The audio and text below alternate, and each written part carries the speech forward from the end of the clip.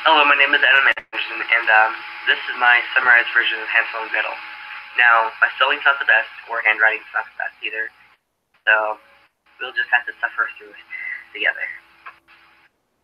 So, once upon a time, there lived a poor woodcutter and his family. Now, this isn't his original wife.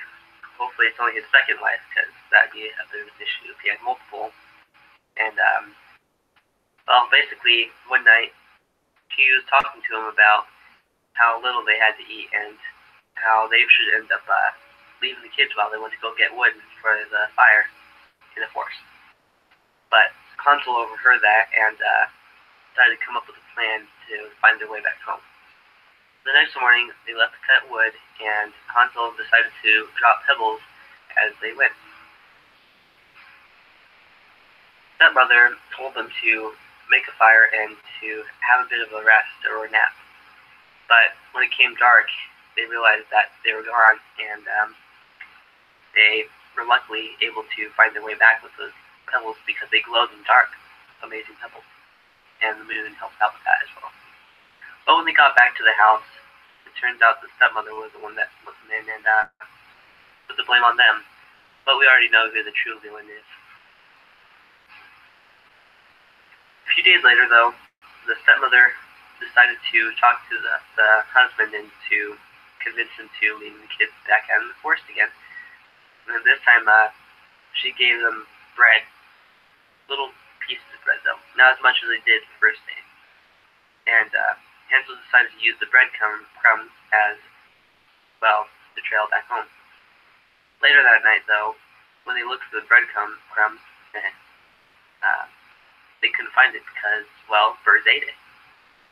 So they walked the entire night and the next day until evening. So that's quite a lot of walking. And there's a horrible looking sun. I don't even know if it's considered a sun at this point. Then they spotted a white bird and followed it to a small house made of sweets. So totally healthy for kids, right? And they decided to start eating it, and, well, of course, if they're hungry, why not? It's made of food, I think. Then an old woman called out from the house, and she invited her, and, well, Hansel and Gretel into the house and had an intent to eat them later. Of course, they had some wisdom, so they knew that was probably going to come up. But later that night, or later on, she locked Hansel into a stall and decided to have Gretel feed him so that he'd be fattened up and tasty. The 4 weeks passed, and the witch grew impatient because, well, Hansel didn't fatten up. He was a skinny little boy. And decided to boil him the next day. So the witch then told Gretel to climb into the furnace to see if it was hot enough. Well, this is a day later, and I guess they were heating up the furnace so that the water could start boiling. I have a cold right now, so it's kind of bad. And Gretel in this case, was a smart one and saw what she was planning on doing. So when Gretel told the witch that she didn't know what she was talking about or how to get in there, and the witch thought she was an idiot, so she decided to climb in there to show her herself.